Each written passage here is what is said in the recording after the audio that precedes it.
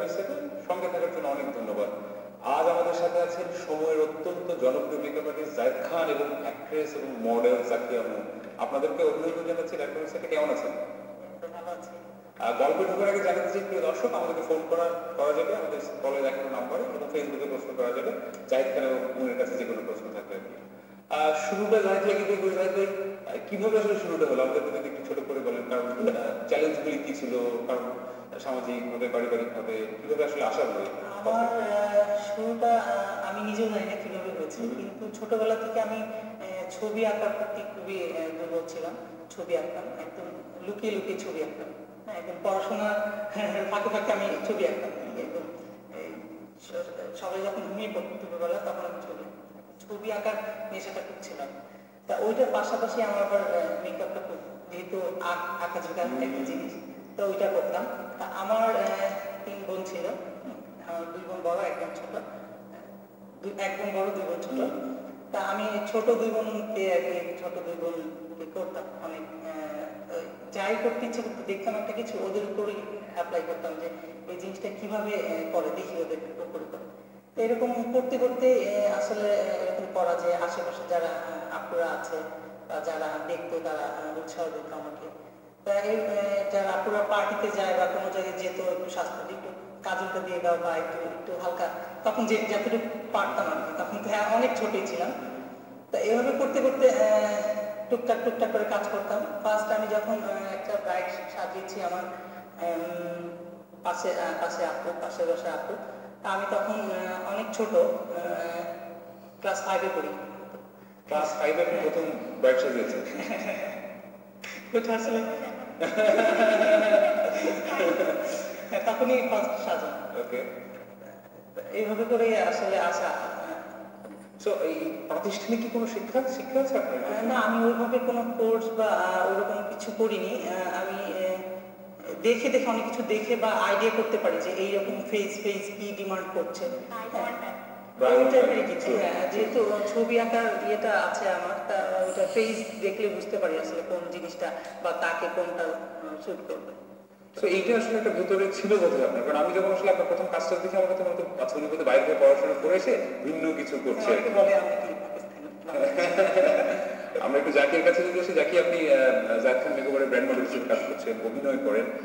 জাহিদ খানের কাছে যখন সাজেন বা এই কেমন লাগে তখন, এই অনুভূতিটা কেমন আসলে, ভিন্নতাটা কি? ভিন্নতাটা হচ্ছে আগে বলে নিই, জাহিদ ভাই হচ্ছে সবচেয়ে এক্সেপশনাল একজন মেকওভার আর্টিস্ট। আসলে কারো কাছে এরকম সাজার সৌভাগ্য হয়নি যে আমাকে বউ সাজাবে, খুব সুন্দর করে সাজাবে। আচ্ছা, জাহিদ ভাই পর্যন্ত মনে হয় আমাকে 60 বার বউ সাজিয়েছে। 60 বার কি বউ সাজিয়েছে? 60 বারই জাহিদ ভাই সাজিয়েছে। লাকি ইউ, আমি শিওর অনেকে জেলাস। জানি না, বাট মানে ফেসবুকে বা অনেক বড় বড় ফটোগ্রাফার আমাকে বলে হ্যাঁ জাহিদ ভাই না চোখ বন্ধ করে তোকে যেভাবে আঁকবে আমরা চোখ খুলে দেখো তুই বসে বসে মানে এরকম। এখন জাহিদ ভাই আর আমি এত কমফোর্টেবল হয়ে গেছি একজনের সাথে যে লাইক এত বড় বড় সেলিব্রিটির মধ্যে জাহিদ ভাই যে আমাকে সিলেক্ট করেছে যে হ্যাঁ আপনি আপু হন আমার ব্র্যান্ড। আপুর সাথে অনেক কাজ করা হয়েছে, তো তা আমি বুঝি যে আপু কোনটা ভালো লাগবে বা কিভাবে ইয়ে করবে। আর আপনি সবকিছু সব রকম গেট আপটাই আপু ক্যারি করতে পারেন, এটা মনে হয় খুব ভালো একটা বন্ধ হয়েছে। কিন্তু আমার মনে হয় যে মেকআপ আর্টিস্ট, মডেল, আরেকজনকে বলতে দরকার ফাইনাল একটা প্রোডাকশনের জন্য, সেটা ফটোগ্রাফার। সো কিভাবে আসলে আপনারা এই টিম ওয়ার্কটাকে আসলে মনে করেন যখন আসলে আপনি করছেন মেকআপ আর্টিস্ট, আবার ফটোগ্রাফার দিচ্ছে, সাথে ফাইনাল যে প্রোডাক্টটা আসলে হচ্ছে, আপনার দৃষ্টিতে এই টিম ওয়ার্কটা কেমন বা কিরকম ফাইন্ডিং হওয়া উচিত? এটা হচ্ছে একটা কাজের ক্ষেত্রে সবারই একটা দরকার। যেমন আপু যদি সাপোর্ট আমাকে না করে তাহলে আমি কিন্তু কাজটা ভালো মতো করতে পারবো। হ্যাঁ, আপু ভালো মতো, আমি আপুর মেকআপটা ভালো মতো করলাম, আপু হচ্ছে খুব ভালো এক্সপ্রেশন দিল, কিন্তু ছবি তোলাটা তেমন ভালো হচ্ছে না। সেক্ষেত্রে কিন্তু রেজাল্ট কিন্তু জিরো। আমি এতক্ষণ কাজ করলাম, সেও কাজ করলে কিন্তু রেজাল্ট যেটা সেটা কিন্তু কিছুই হচ্ছে না। তো ওটা ফাইনাল যেটা সেটা হচ্ছে ফটোগ্রাফারের মনে হয়। সবাইকে 3 জনকে ট্রাই করতে হবে সবচেয়ে বেস্টটা দেওয়ার। বেস্টটা না দিলে 3 জনের কাজের মধ্যে যে কোনো একজন যদি 50% দেয় বা 60% দেয়, 100% না দেয়, তাহলে 3 জনই ফেল করবে। মানে 3 জনকে ক্যারি করার জন্য প্রত্যেকজন ইন্ডিভিজুয়ালি ইম্পর্টেন্ট, 100% দেওয়া। শুধু একদিন একটা টিম ওয়ার্ক, আসলে একদিন একটা কিছু করা। ফটোগ্রাফারের মতো একটু বেশি ফটোগ্রাফার খুশি হয়ে যাবে। না, আমি কিছু সুন্দর করে না সাজালে আমি করে বসে থাকি। একটা লাইন একটু নষ্ট করে ফেললাম, কিন্তু ভাইয়া এটা ঠিক করে ফেলতে পারেন। আমরা ফটোশপের সাহায্য নিতে পারবো, right? আচ্ছা, ওই পয়েন্ট অফ ভিউ থেকে বলেন। তাহলে আমি যেরকম মুখ কালো করে আছি, তাহলে হাসি কিভাবে বানাবে? আমরা অন্য ছবিতে কেটে নিয়ে বসে দিতে এই পারবো। হাসি, এই মেকআপটা কিভাবে হবে? যে like আমি কিন্তু আমি কিন্তু বুঝতে পেরেছি এটা আসলেই একটা টিম ওয়ার্ক এবং করতে হবে। এটা যদি আসলে ফটোগ্রাফারদের নিয়ে এসো, আমরা যদি একটু আপনার কাছ থেকে শুনি যে যখন একটি কাজ করে ফটোগ্রাফারদের প্রতি আপনার কোনো সাজেশন আছে, নতুন যারা কাজ করতে চায় ব্রাইডাল হোক সেটা কাজ করতে গিয়ে মনে হচ্ছে যে যদি একটু এই জিনিসটা মাথায় রাখা হয় সেক্ষেত্রে সেরকম কিছু আছে কিনা? আমার যেটা মনে হয়, আমি তো মেকআপ করি, তা আমি ছবি দেখলে আগে দেখি আমার মেকআপ ঠিক আছে, ওকে, স্কিনটা ঠিক আছে নাকি, মেকআপটা ভালো হয়েছে নাকি, তো ওইটা দেখলেই আমার ভালো লাগে যে না আমার আমার আমার কাজ ঠিক আছে, আমার কাজ ঠিক আছে, আমি ওইটা দেখেই খুশি। মামার ক্ষেত্রে বিষয়টা কিরকম যে ফটোগ্রাফারের কাছে এক্সপেকটেশনটা বা কারণ আমার তরুণ বন্ধুরা ফটোগ্রাফার বন্ধুরা বসে আছে, ফটোগ্রাফারের কাছ থেকে এক্সপেকটেশন মানে টাইপের কাছ থেকে প্রথম এক্সপেকটেশন হবে আমাকে সুন্দর করে সাজানো, দেন আমি তো আমার লেভেল বেস ট্রাই করবো এক্সপ্রেশন দেওয়ার। আর ফটোগ্রাফারের কাছ থেকে সবসময় আমাদের দুইজনেরই একটা এক্সপেকটেশন থাকে যে প্লিজ আমাদের কাজটাকে 100% মানে তুলে ধরো মানুষের কাছে, যেটা মানে মানুষ দেখে বলবে ওয়াও। লাইক যাই ভাই সবার সাথে অ্যাকচুয়ালি কাজ করা কোনো হয়নি না, আমাদের ফটোগ্রাফার সবার সাথে কাজ করা হয়নি, তো ওইটাকে আমি সহজ মানে মোটামুটি আমাদের কাছে মনে হয়েছে যারাই আমাদের ছবি টবি তুলেছে সবার ছবি আমাদের কাছে ভালো লেগেছে। এমন কারো হয় না যে এই ছবিটাতে তো আমি পচা বউ, ওর ছবিটাতে তো আমি সুন্দর বউ না, সবার ছবিতেই আমাদের সেটাই। এবং ইদানিং একটা জিনিস আমি কিন্তু দীর্ঘদিন ধরে ওয়েডিং ফটোগ্রাফি করছি, যে আগে থাকতো না যে মানুষের এক একজনের ড্রিমের ক্ষেত্রে ছবি তুলবে, ওর কাছে সাজবে, ও ড্রেস করবে। এখন একটা ব্যাপার দাঁড়িয়েছে যে জায়েদ খানের কাছে একটু করে মেকওভারটা করতে চায় আর কি, সেইটা আপনি কিভাবে এনজয় করেন? মানুষ যখন তার এক্সপেকটেশনটা করে থাকে না, কেউ এসে আমাকে বলছে আমার শখ আপনি আমার ছবি তুলবেন, আমার শখ আপনি আমার ড্রেসটা করবেন, আপনি কিভাবে করেন? আপনি কিভাবে এই জিনিসটাকে দেখেন? এটা তো আমি কি বলবো, এটা সেটা হচ্ছে সবাই সবাই আসলে ভালো করে, তা আমি যেটা করি আমি কোনো বা ওরকম ই করি না যে আপনাকে ওভাবে করে করতে হবে। যেরকম কিছুদিন আগে একজন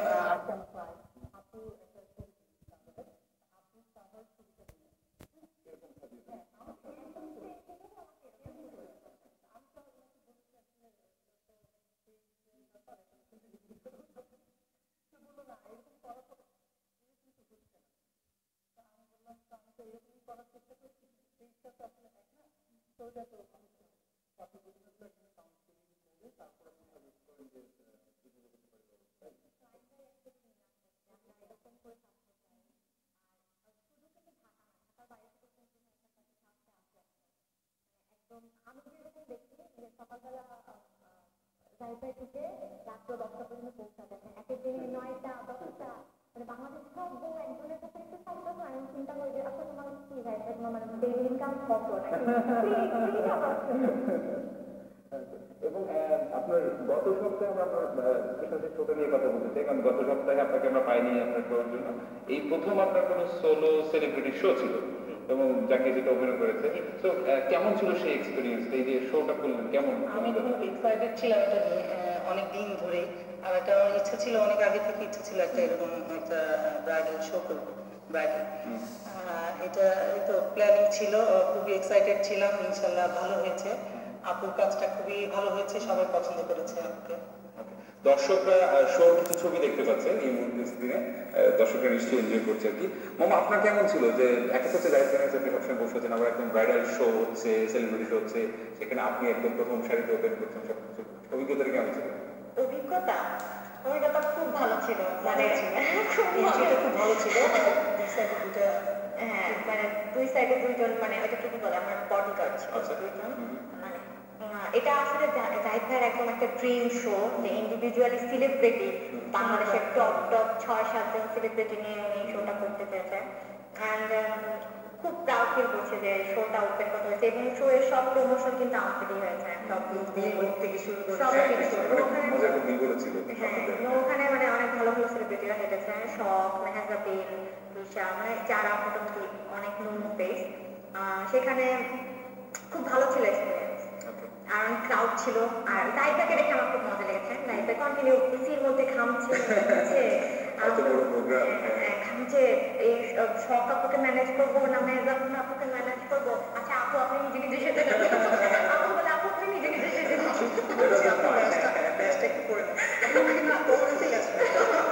মানে ওদেরকে পেয়ে ভাই আমি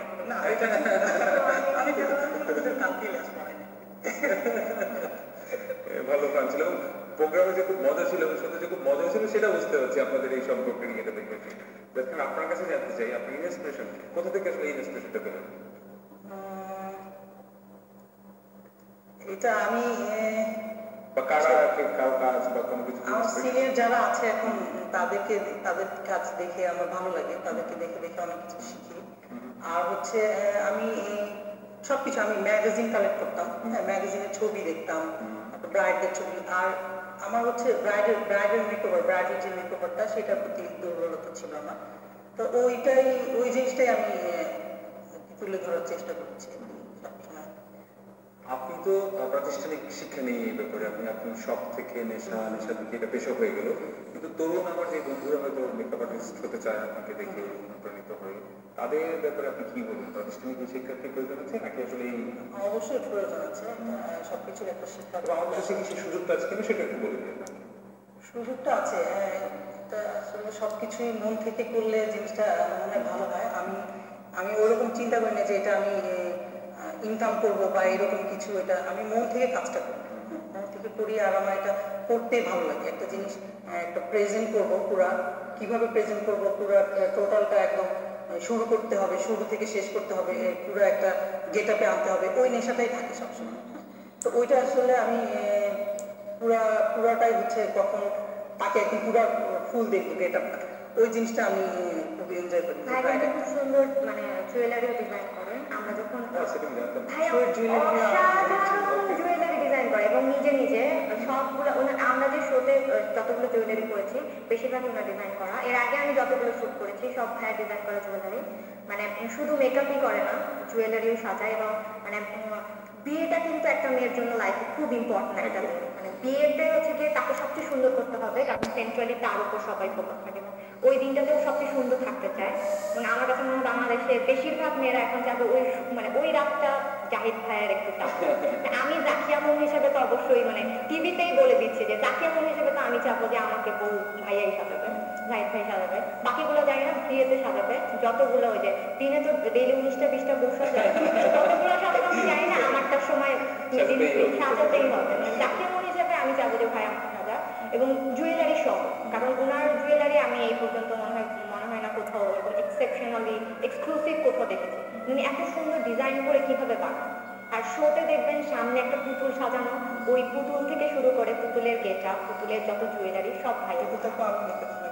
পুতুলটা ভাইয়া মানে সবার আগে ফার্স্ট যে ধাক্কাটা শোয়ের পুতুলটা, সেটা completely made by multi talent. হ্যাঁ, সেটাই দেখতে পাচ্ছি। যাতে একটা জিনিস বলতে এই পেশার চ্যালেঞ্জটা কিরকম আসলে, মানে চ্যালেঞ্জ তো আছে, যেহেতু প্রফেশনটা একটু অন্যরকম, ছেলে হিসেবে তো একটু চ্যালেঞ্জিং থাকে। তা আমার যেটা হয়েছে সেরকম সমস্যা হয়নি, এরকম সমস্যা ফেস করিনি। যেটা হয়েছে অনেক আগে ফার্স্টের দিকে, তখন আব্বু একটু বকাঝকা করতো, এইটা কেমন কথা, তুমি ছেলে হয়ে কেন মেয়েদেরকে কেন মেকআপ করো, তোমার আর কোনো কাজ আছে না, তুমি আমার প্রফেশনাল কিছু নাই। আমি তারপরেও করতাম, যেহেতু শখের জিনিস একটু তো টোকা করতাম বোনদেরকে। তারপরে এমনও হয়েছে ছোট বোনকে সপ্তাহে একদিন করতাম মেকআপটা, বিরক্ত হয়ে গেলে মারতাম, না মেকআপ তো করতে হবে, করে দিতে হবে, মারতাম। আর লোক দেখাতাম যে এটা দিব ওটা দিব, মেকআপটা করতে। ছোট বোনরা কিন্তু সবাই অনেক বেশি ওনাকে সাপোর্ট করে। সেটা বোঝা যাচ্ছে, ফ্যামিলির সাপোর্ট ছাড়া আসলে কঠিন হয়ে যেত নিশ্চয়ই আপনার জন্য সেটা। এবং এই ব্রাইডাল ফটোগ্রাফিটা, কারণ সাথে থাকে না যে আমাদের দেশের যে আসলে একটা কৃষ্টি কাজের যে অনেক সময় থেকে এক্সপেক্ট করতে চায় না, সে জায়গায় নিঃসন্দেহে আপনি একটি কিন্তু মাত্রা জুগিয়েছেন আমাদের টোটাল ইন্ডাস্ট্রিতে, সেই ব্যাপারে কোনো সন্দেহ আমাদের একদম নেই। আমার কাছে একটা প্রশ্ন হচ্ছে, এর মধ্যে একটা প্রশ্ন হচ্ছে, কিশোর চৌধুরী জানতে চেয়েছে আমার কাছে যে মডেল উত্তরে আসলে কি কি বিষয়গুলি মাথায় রাখা উচিত, মডেল পেয়ে উনি আসলে উপস্থিত করেছেন, কি কি বিষয় আসলে মাথায় রাখা উচিত প্রথম দিকে? মানে কি মডেল হতে, মডেল তো অনেক রকমের মডেল আছে। উনি লিখেছে ramp model. As a ramp model তো হাইট হতে হবে, ফিগার হতে হবে, অ্যাটিটিউড থাকতে হবে, এক্সপ্রেশন সহকারে ওয়াক, খুব সুন্দর করে ওয়াক করতে হবে। যেরকম আমাদের এখন খুব বড় বড় র্যাম্প মডেলরা আছে যাদের হাঁটাটা অনেক এক্সক্লুসিভ, সবার থেকে আলাদা। তো একটা নিজস্ব একটা স্টাইলের হাঁটা, খুব ভালো একটা হাইট, ফিগার না থাকলেও হবে, এক্সপ্রেশন দিয়ে সব কভার হয়ে যায়। মানে এখন কিন্তু অনেক ছোট ছোট সাইজের মডেলরা এক্সপ্রেশন দিয়ে কভার করে দেয়। তো এটাই, এক্সপ্রেশনটা সবচেয়ে ইম্পর্টেন্ট, ওয়াকের স্টাইল আর এক্সপ্রেশন। বুঝতে পারছি। খুব ইম্পর্টেন্ট। রাজু, সামনে ভবিষ্যৎ পরিকল্পনা কি, মানে সামনে কি আরো কোনো আমরা শো পাচ্ছি বা আরো কোনো বড় প্রজেক্টে হাত দিচ্ছেন কি? তো ইনশাল্লাহ আরো আরো করার ইচ্ছা আছে, ওইটাতে এখনো চিন্তা করি না করবো। আর হচ্ছে আমার পরিকল্পনা ব্রাইডের বাইরে কিছু না, দুনিয়া কোনো ব্রাইডালি কিছু করা, এই পরে ব্রাইডের আর কি মানে বাংলাদেশের সব বউ আমি সাথে তো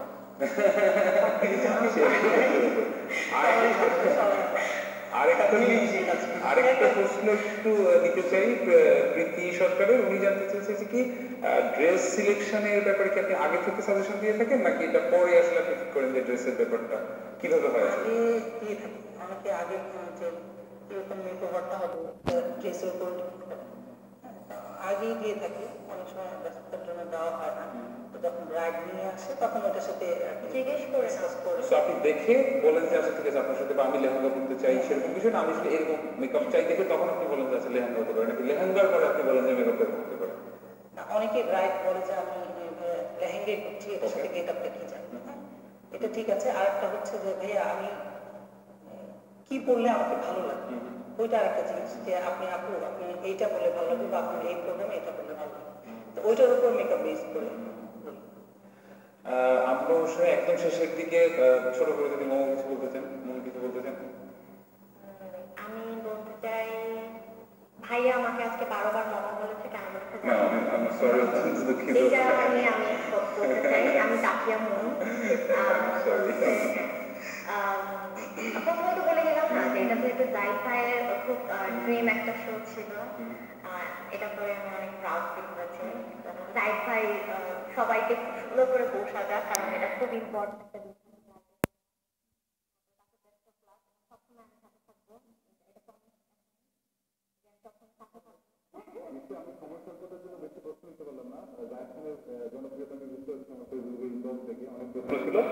আপনাদের এই দুজনকেই এই ব্যস্ত সময়ের মধ্যে ডকুমেন্টারি ফটোগ্রাফি শোতে সময় দেওয়ার জন্য আন্তরিকভাবে ধন্যবাদ জানাচ্ছি এবং দুঃখ প্রকাশ করছি আপনার কাছে। আশা করছি নিশ্চয়ই অন্য কোনো প্রোগ্রামে আমরা আবারও আপনাদেরকে আমাদের সঙ্গে পাবো। আপনাকেও ভাইয়া অনেক অনেক ধন্যবাদ আমাকে এখানে ডাকার জন্য, এত শীতের মধ্যরাতে কাছে কাছে আসার জন্য ধন্যবাদ। তো অবশ্যই যেহেতু ডাকার জন্য সেটাই, অনেক ধন্যবাদ, ভালো থাকবেন। দর্শকদের সাথে নিজেদেরকে পরিচিত করার জন্য ধন্যবাদ, ভালো থাকবেন। প্রিয় দর্শক, আমরা কথা বলছিলাম জনপ্রিয় মেকআপ আর্টিস্ট জায়েদ খান এবং জাকিয়া মুনের সাথে, জনপ্রিয় অ্যাক্ট্রেস এবং মডেল। আমি জানি আমার বন্ধুরা সাধারণত আমরা ফটোগ্রাফারদেরকে নিয়ে কথা বলে থাকি, আজকে আমরা জানলাম যে ক্যামেরার পেছনের মানুষ, ক্যামেরার সামনের মানুষ, এবং আসলে প্রাতিষ্ঠানিক শিক্ষা না থাকলেও যে একটা মানুষের ইচ্ছা আগ্রহ থাকলে সেই পেশা থেকে পেশা হয়ে যাওয়াটা সম্ভব, সেটার একটি জলবিন্দু উদাহরণ আজকে আপনাদের সামনে উপস্থাপন করলাম। নিশ্চয়ই কেউ না কেউ এতে অনুপ্রাণিত হবে এবং আমাদের ইন্ডাস্ট্রিকে আরো সমৃদ্ধ করবে। ভালো থাকবেন, শুভরাত্রি জানিয়ে শেষ করছি আমাদের আজকের